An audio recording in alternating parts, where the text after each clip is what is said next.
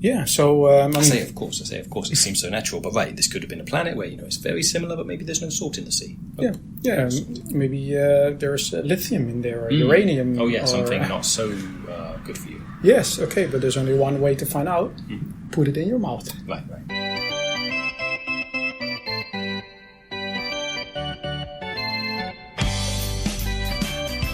Hello. This is the 275th Test from the Future, an experimental podcast from the year 2226, which we are sending from our present to yours. My name is Dirk. And my name is Simon. And we're putting the past in podcast. This episode we have two things to clarify up front. First, we're still lost in space. Still lost in space, 16 weeks now. Yeah. And the additional thing, we're not in our cabin, where we're usually recording. You want to tell our listeners where we are? Yeah, we're in the shuttle bay. Yes. So it's possible our listeners will hear some whooshing noises in the background. Also, there's the arboretum nearby, so the bird song might be a bit louder as well. Yes, it's a nice combination. It's a very modern inner ship. Arboretum, shuttle bay combined. So this makes for a different recording location. It's not completely voluntarily. No, we were trying something out. Yes. Did we mention it a while ago? Something we wanted to try? I think maybe a listener asked us to try this. That was it. So what did we try? We tried. Well, we wanted to. So the listener, you're right now. I remember a listener asked us, "Will an explosion in space make any sound?" Yeah. So we wanted to find out. Yeah. I guess to answer that question.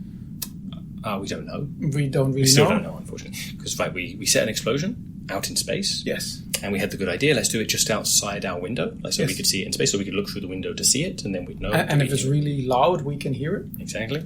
We didn't hear anything? No. Well, glass cracking, or starting to crack. Hairline cracks started to form on our window, and we figured, this is not so safe, let's get out of here. It was a really good explosion. It looked really cool, but I didn't hear anything. No, I mean we had it other than the glass, but remotely controlled, obviously, and it might have still made a sound, but we couldn't hear it through the ship's walls. Maybe it was really quiet. Yeah, maybe it made a quiet sound. Yeah, but the shock wave was pretty good, and made hairline cracks in our window screen, which are currently being repaired, which is why we're here in the shuttle bay. Yes, so. I mean, it was just going to take a few hours, and the few hours should have been finished a few hours ago, and then we said, okay, then let's just get the recording over with. We were thinking it's not going to be so busy, but... it's a bit busier than we expected. Yeah, so now we have those two things clarified. We actually have a bit of an exciting topic. Yeah, pretty big one. Because we are a few people less on the ship than we were last week. But in a good way. Yeah. Like, not like from some accident or people dying or anything sad like that, but rather some folks, so the stakers who we've talked about before, actually decided to stay behind on a planet that we recently visited. Yeah. There's fewer of us here aboard Granddaddy, but there's more humans out there in the universe on a planet other than Earth. Yeah, exactly. And we mentioned, like you said, the stakers before. Was mostly all theory, but they all said, we're going to be here forever. If we find a really nice place that seems a little bit like Earth, how about we just settle there? And it was like all theory until we actually found one. Exactly. A planet very Earth-like. Yeah. Surprising. I mean, it was surprisingly similar. It was like when we got there first, because it has the slight purple hue, like from afar, you don't really realize it, but the closer we got, it was like, this really seems like Earth. Yeah. So many similarities. Exactly. So you got, shall I just say some of them? Yeah. So you had the land masses, so continents, ocean, roughly the same ratio as Earth, and then when you go into from space, you could also see there was clouds, there were weather formations and things like that. There were poles with ice on them. Yeah. Deserts, around the equator area or near the equator.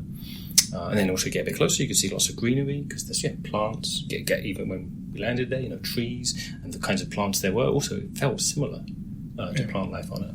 Exactly. It was astounding. It feels almost a little bit like a generated Earth. If you would say like a duplicate. Yeah, exactly. Just like make another one of these. This is what would roughly come out. Right, but then to that point, okay, say it's a copy. There's some slight changes. Yeah, it's true. I think.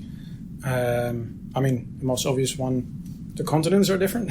Sure. It's not actually the same. There's some bigger and smaller ones, and none really look like the ones we have from back home. Yeah. Although you can see the thing where the tectonic plates are moving, where you can see how they used to fit together one way, and by now it's moved apart. It's true. So that part's familiar. It does seem like it has the same origin story, like some similar geological stuff going. Exactly, something maybe crashed into it and kind of formed. But then I guess the most noticeable difference is the purple hue that I mentioned. Right, which is normally for Earth is blue, and here it's purple instead. Yeah, but that's the water, right? Purple Correct. water. Yeah. Which tastes just like regular water. People. It's important to do a taste test. But purple instead of blue.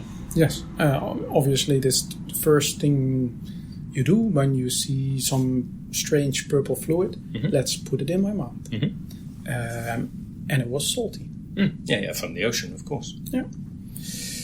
Yeah, so... I say of course, it seems so natural, but this could have been a planet where, it's very similar, but maybe there's no salt in the sea. Maybe there's lithium in there, or uranium. Oh yeah, something not so good for you. Yes, okay, but there's only one way to find out. Put it in your mouth. Right. It's a solid way of finding out if it's a good thing to put that in your mouth.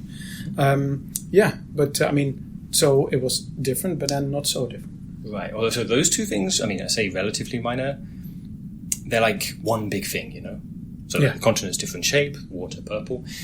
I'd say a much larger thing, though, 0 animals. Yes. So you've got plants, all kinds of vegetation, trees, flowers, and so on, algae, but not a single animal.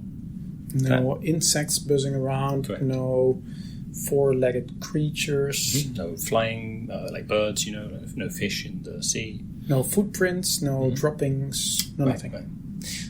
And then, that's cute. So obviously the plants must have some other method of spreading their seed and so on. Yeah. But, that's not the main thing. The main thing is no animals. And it did feel eerie in that way, Yeah, it made it quiet. Very quiet, exactly. No bird song like we used to, Yeah, the leaves in the trees were rustling in the wind, and the waves were crashing onto the coast and so on. So you could there are still sounds, but no animal sounds. Yeah. I think also because of that, I guess a lot of the plants and flowers were bigger. Yeah, right, much larger. So, not exactly the same as plants on Earth, but still there were lots of similarities. But they seemed like much larger, much like scaled up versions. Yes, exactly. Especially these really big ones with big stems and big flowers that were closed, like closed flowers. Yeah, like not opened up. Yeah, and then like slowly swaying left and right. Yeah, and so our listeners can't see, but basically I'm doing that right now. Like I'm standing up, swaying back and forth. Plants were doing likewise. Yeah, even if there was no wind, right. Must be they seem to be self-motivated. Yeah, some natural thing going on there. Yeah. So we left some of the stakers there. Something like 40-something people in the end. Yeah, so quite small group, but relatively. But yeah, exactly. So we left them there. Remember the stuff that they took or where they went? Where they went was interesting. Because you've got a whole planet. How are you going to choose where? And they basically chose a place. They said, hey, that looks like a bit like the Canary Islands on Earth. Let's go there. Yeah. So it looks like in the sense of the shape of the islands, but also in terms of the climate. It was in the summer side, right? Yeah. Okay. Yeah, but there was something else because the planet was tilted much more. Yeah, right. At a greater angle. So it seems like their summers will be hotter and their winters colder than we used to on Earth. And also, they didn't seem to have really like moderate zones where there was a little bit of both all of the time. Yeah.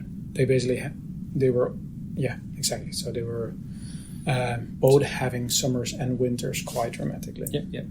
And like I was wondering, so the stakers, who chose that place, so they pointed out, we're the kind of folk who really love skiing in the winter, surfboarding in the summer. They want really like these extreme seasons. Yeah, I mean that did seem like the place that the island that they picked. They had also a few high mountains, so beach and high mountains. So I guess they could ski.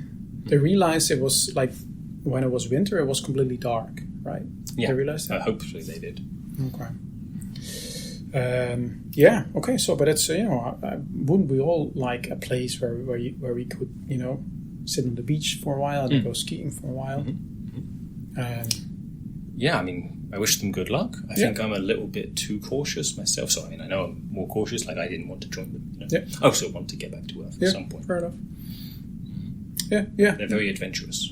Yeah, exactly. And they were like, this is a nice place. And to be fair, sitting on the beach compared to being in a spaceship, that was nice. I can imagine that. Yeah. And I mean, it's not like we'll never hear from them again because we left them a beacon. Correct. Yeah, staying in touch.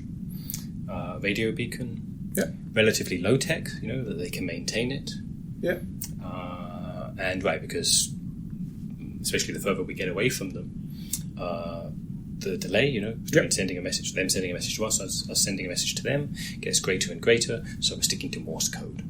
Yeah, exactly. And that means little power because, of course, they didn't really...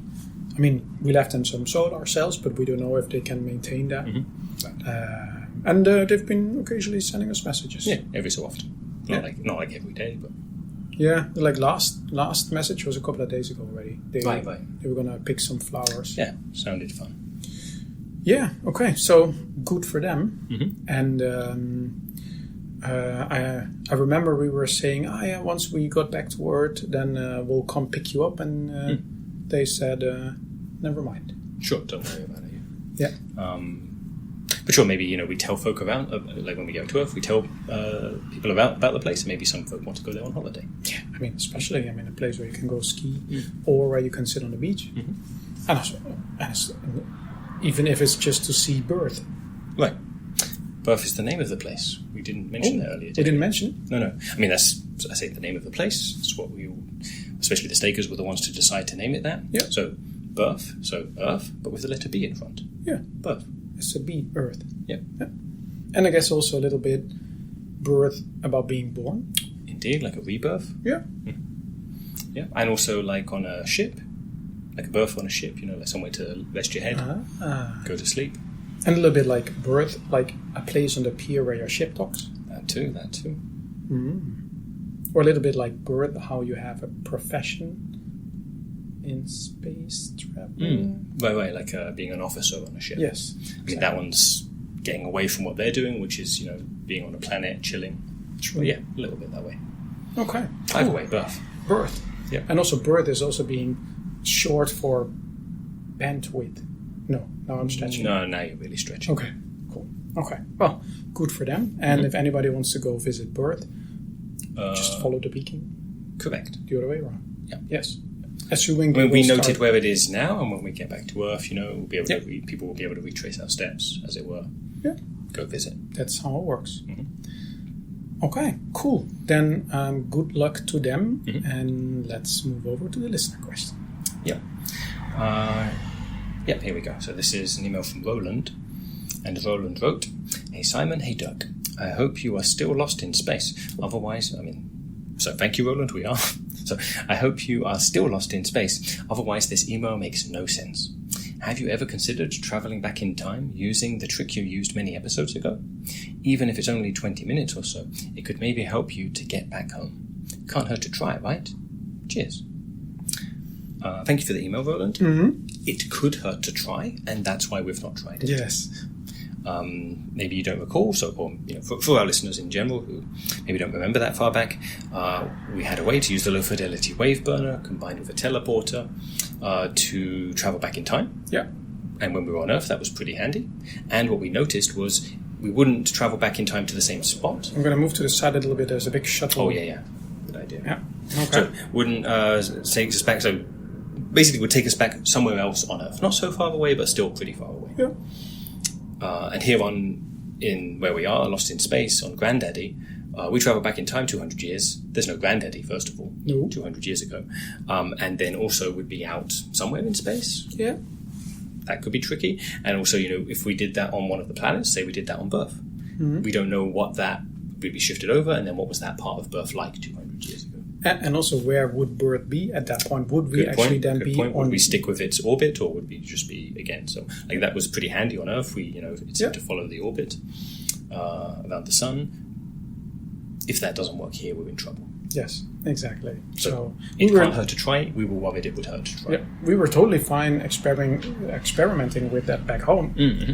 But here it's worst case scenario, you just show up in a restaurant somewhere 200 years ago or something. Yeah, exactly. But here, a little bit tricky. Also, that's I think what we discussed before, if we actually travel back in time and then leave a warning for our future selves and then don't actually go on the trip, then we won't actually go on the trip to be able to warn ourselves, and then we won't actually warn ourselves. And then, or even if we go on the trip, like when we go back, we send a message to the the company, basically telling them, hey, your ship's going to get lost, take care of that, take precautions. Yeah. But even then, then we wouldn't be sending the message back, because why would we have? Because there's always this annoying thing with time travel. Yeah. Okay. But still, thank you, Roland, for the... Yeah, thank you for writing, Roland. Thank you for thinking of us and for suggesting that. And for hoping that we were still lost in space. Yeah, and we're glad to meet that hope, satisfy that hope. Yes. And then, of course, we may just get back to Earth at some point, and then we'll have a fond memory of reading your emails while we were lost in space, because it's the only way to get some outside contact. Right, from people not on the ship with us right now. Yeah. I mean, also there's folk left behind on Birth, but basically to get contact from people who weren't on this tour with us from the beginning. Which is nice. Yeah. All right. I think that's it for today. Yes, I think so too. Listeners to Tests from the Future, please send an email to michaellasagna5@gmail.com. Put the episode number 275 in the subject line so that we know this episode went back successfully. And feel free to wish us other things. Doesn't have to be that we stay lost in space. It could be other things too. Yeah. You could hope that a window isn't fixed yet, for example. Mm-hmm. Yeah. Right. That we get to record more episodes outside of our quarters. Exactly. All right. Thanks for listening, and see you in 200 years. Bye-bye.